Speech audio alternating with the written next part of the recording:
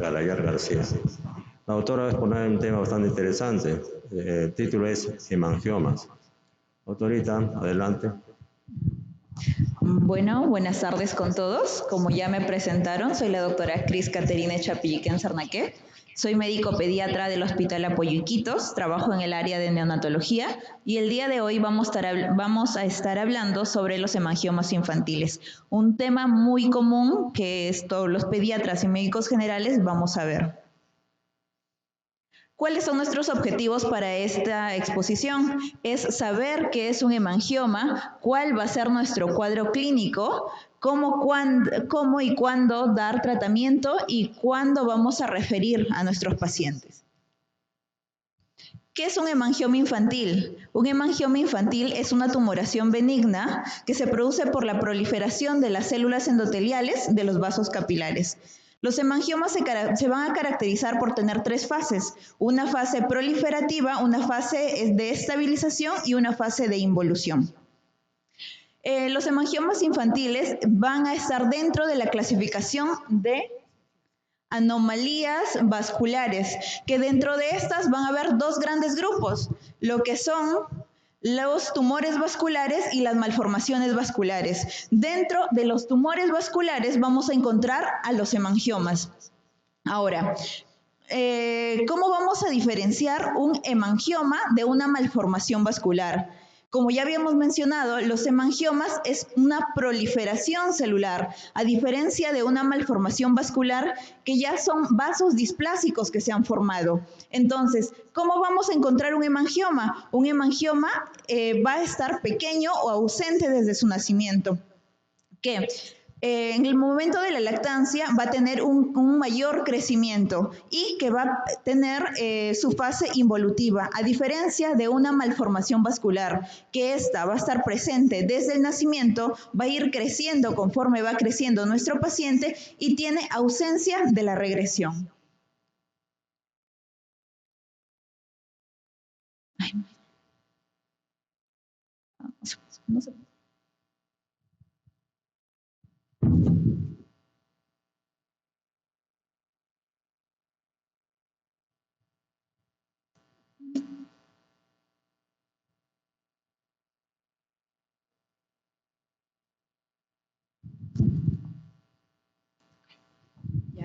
En la epidemiología en sí la incidencia se desconoce, pero se menciona que el grupo más común que va a presentar hemangiomas son los niños caucásicos, aproximadamente en un 10% de estos niños.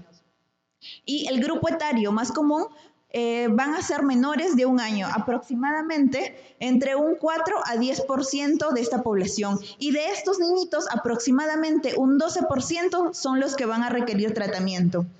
¿Cuál es la localización más común? Cabeza y cuello. Y del sexo femenino va a predominar más, y en el sexo predomina más el sexo femenino en una relación 2-1.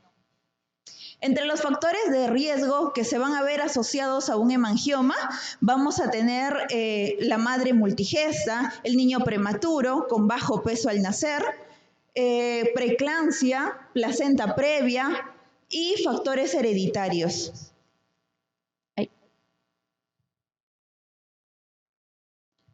En la fisiopatología, como ya habíamos mencionado, es un tumor benigno que se da por la proliferación de vasos endoteliales.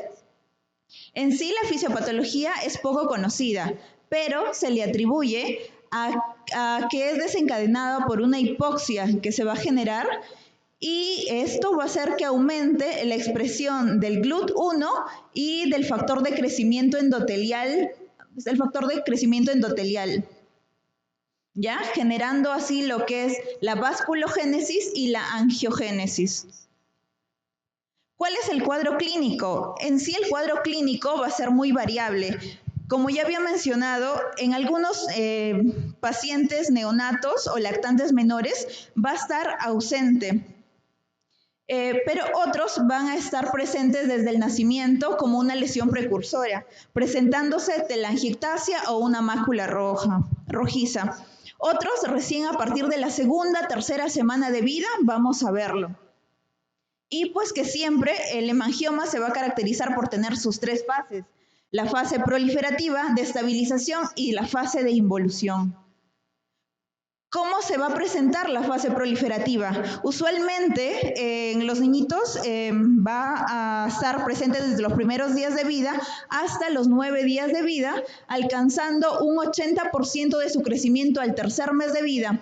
El cuadro clínico va a variar, puede presentarse desde una mácula eritematosa tenue a una mancha hipovascularizada.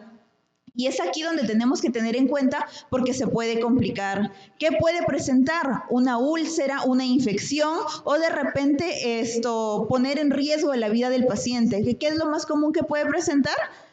Sangrados. La fase de estabilización, como su mismo nombre lo dice, no van a haber cambios, ni tanto de progresión ni de involución. La fase de regresión o involución aparece a partir de los 10-15 meses de vida y va a adquirir tonalidades blanco-grisáceas que van a ir disminuyendo dependiendo del del tamaño de hemangioma que vamos a tener, y su regresión puede ser tanto total o parcial. La clasificación de los hemangiomas, una de las clasificaciones es de acuerdo a la profundidad de los vasos sanguíneos, que puede ser superficial, puede ser profunda o puede ser mixta. ¿Cómo va a ser superficial? ¿Cómo le vamos a ver clínicamente? Vamos a ver de que la afectación se va a ver a nivel de la piel, en la dermis superficial. ¿Y cómo va a ser la lesión? Va a ser una pápula o una placa o un tumor rojo brillante que puede ser liso o lobulada. Puede ser profunda, que ya la lesión, la afectación de los vasos sanguíneos va a ser por debajo de la piel o en la dermis profunda. Y se va a apreciar lo que es una tumoración azulada de color piel normal, presentando a veces telangiectasias en la superficie. Y pues la mixta, hay un componente de las dos, superficial y profunda. Aparte de eso, también su fase de proliferación, estabilización y de involución entre un superficial y un profundo va a variar. Usualmente los hemangiomas profundos vamos a ver de que su fase de proliferación es más larga y la fase de involución es más lenta. Otra clasificación es de acuerdo a la forma de distribución, que puede ser focal, segmentaria, indeterminada y multifocal. ¿Cuándo es focal? ¿Qué es la más común? Usualmente están en la cara y están cerca de la línea media. Usualmente van a ser circulares. Las segmentarias van a afectar un territorio cutáneo específico sin pasar de la línea media. Los intermedios es una forma intermedia entre el focal y el segmentario. Y los multifocales van a ser hemangiomas múltiples. Más de 5 ya se menciona un hemangioma múltiple. Síndromes que van a estar asociados a hemangiomas van a ser el síndrome de Paces y el síndrome pelvis sacral lumbar. En el primero, vamos a ver que aparte del hemangioma van a haber alteraciones cerebrales, cardiovasculares, defectos cardíacos, anomalías oculares, alteraciones de la hendidura esternal o RAF supraumbilical, entre otras asociaciones. Y el síndrome pelvis sacral lumbar, vamos a ver que además del hemangioma va a haber disrafia espinal, alteraciones perineales y genitourinarias. El diagnóstico es mediante el examen físico que ya habíamos mencionado, los factores de riesgo también mencionados que están muy relacionados con la prematuridad y el bajo peso, y los estadios de evolución que son característicos del hemangioma, su fase de proliferación, estabilización y de involución. Los diagnósticos de extensión, ¿cuándo vamos a pensar que es un hemangioma que va a tomar otros órganos? Cuando se trata de un hemangioma segmentado o de gran tamaño, más de 5 hemangiomas, estos se van a ver asociados a hemangiomas internos. Usualmente los hemangiomas internos son asintomáticos. ¿Y cuál es el lugar más frecuente? Hígado. Diagnósticos diferenciales. Gliomas nasales, quistes dérmicos, miofibromatosis infantil, neuroblastoma, neurofibrosis, hemangiomas congénitos, lipomas y sarcomas. Entre los exámenes auxiliares vamos a pedir lo que es hemograma y estudio de coagulación. ¿Por qué? Para ver si es que nuestro paciente tiene algún grado de anemia o de repente tiene algún trastorno plaquetario que pueda tener riesgo a que nuestro paciente sangre. Vamos a pedir también dímero D para ver si es que hay una sospecha de un trastorno de coagulación.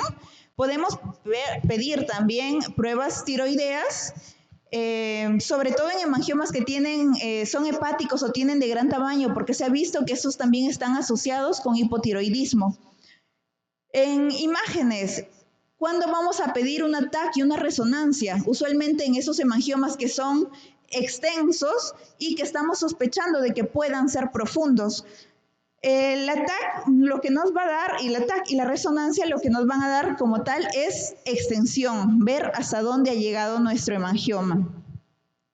En la ecografía Doppler vamos a buscar el origen en sí del hemangioma, pero no nos ayuda a precisar lo que es la extensión. Y ecocardiografía se pide en algún pacientito de que nosotros pensamos que puede recibir tratamiento y esto de repente tenga sospecha de alguna cardiopatía. ¿Por qué? Porque aquí hay que recordar que el primer tratamiento de elección de primera línea va a ser el propranolol.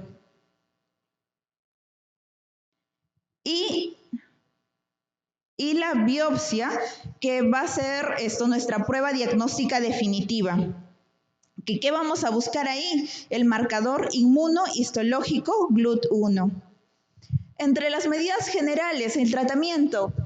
La mayoría de los hemangiomas no necesitan tratamiento, solos van a reabsorberse, todos se resuelven solos en la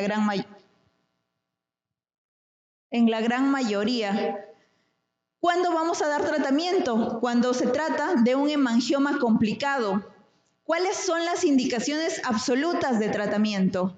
Cuando es un hemangioma potencialmente mortal que pone en riesgo la vida del paciente, cuando es un hemangioma ulcerado con dolor y o ausencia de respuesta, o cuando es un hemangioma con riesgo de cicatrices permanentes o desfiguración. Ay, esto lo puedo hacer grande.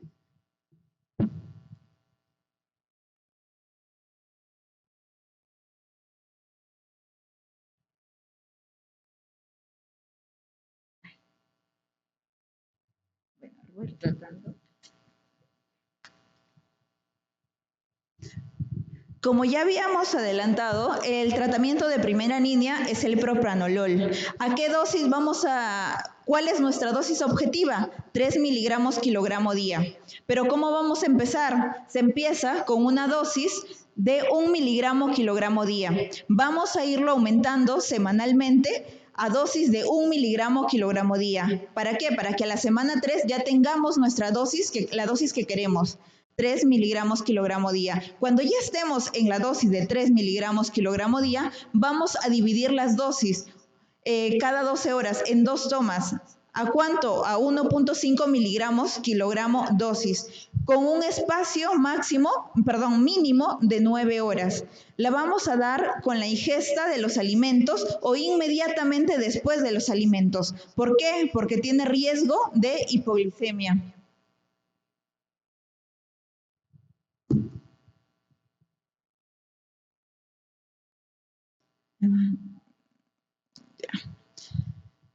La primera dosis, y cada vez que vayamos a ir subiendo la dosis, tenemos que ir monitorizando a nuestro paciente.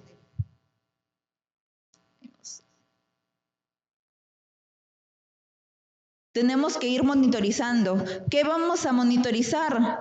La frecuencia cardíaca y la presión arterial.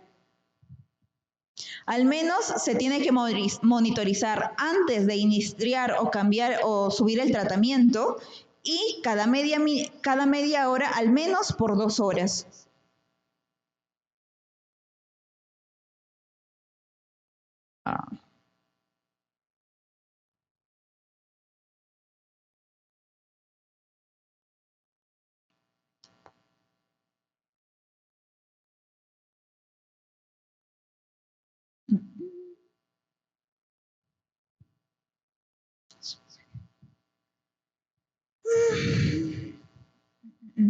Ya. Otras cosas que también tenemos que tener en cuenta sobre el uso del propranolol es que si de repente nuestro niño no ha ingerido la dosis que le corresponde, o de repente lo ha vomitado o solo ha tomado la mitad, hay que omitir esa dosis. La dosis no se puede duplicar. Omitimos esa dosis y le damos la siguiente dosis que le corresponde en el horario que le corresponde. La suspensión del tratamiento no precisamente se tiene que hacer progresivamente como al inicio del tratamiento, ¿no?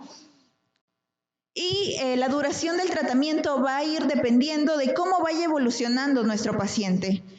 ¿Qué es lo que menciona nuestra guía? Usualmente de 3 a 6 meses, pero en hemangiomas grandes, profundos, incluso se llega a utilizar más de 12 meses.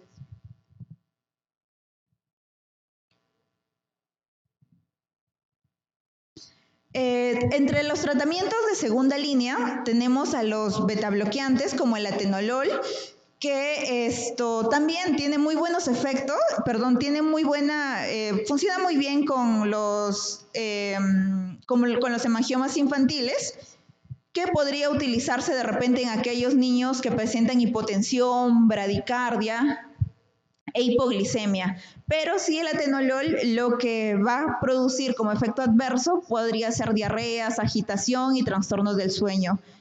Otros medicamentos que también se mencionan van a ser los corticoides, como la prednisona, a una dosis de 2 a 4 miligramos kilogramo día.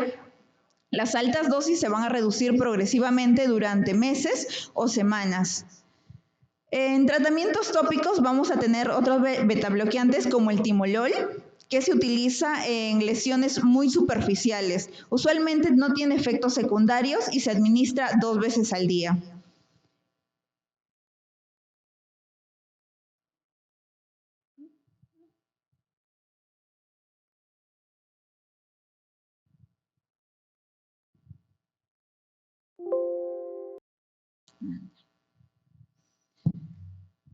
Entre los corticoides tópicos están lo que es el acetónido de triancinolona, una dosis de 3 miligramos kilogramo día, se inyecta de forma lenta.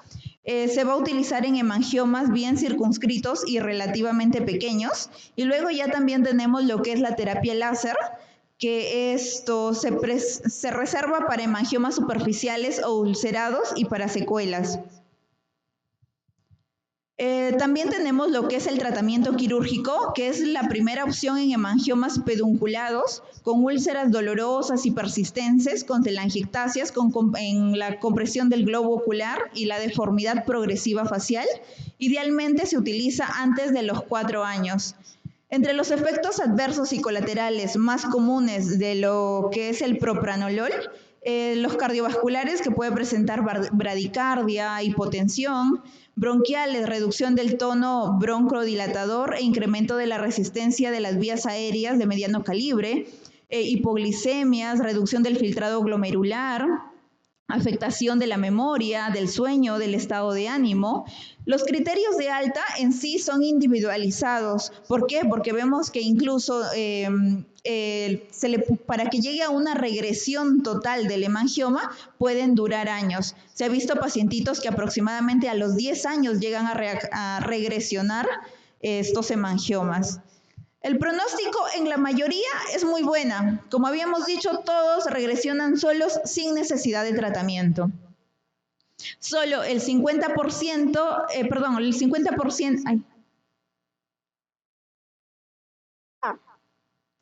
50% de los hemangiomas se resuelven dentro de los 5 años, el 70% a los 7 años y el 90% a los 9 años. Solo el 8% van a dejar desfiguración cosmética, pero para eso podríamos utilizar lo que ya habíamos mencionado, el tratamiento quirúrgico. Las complicaciones más comunes, vamos a tener lo que es la ulceración, la infección, sangrado, dolor y pues dependiendo del hemangioma el impacto también psicológico, tanto en el paciente como en la familia. Y ¿cuándo vamos a referir a nuestro pacientito? Cuando es un hemangioma segmentario, grande, que afecte alguna parte de la cara, como nariz, pabellón auricular, glabela, la zona central de la cara en general, cuando afecte región periorbital y retrovulvar, en los labios y labiales y periorales, zona lumbosacra, perinea, axilar, cuello, cuando son hemangiomas múltiples, en la zona lumbosacra, perineo y axila, sobre todo por riesgo de asociaciones. Y en hemangiomas ulcerados y que sean superficiales muy elevados con borde vertical, abrupto y pedunculados, por riesgo de deformación. Eso sería todo por ahora. ¿Alguna pregunta?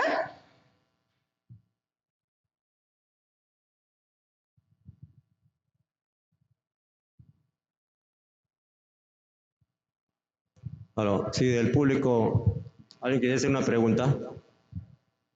Pero te pregunto, mayormente los hemangiomas son benignos. ¿Hay una posibilidad que se malignice?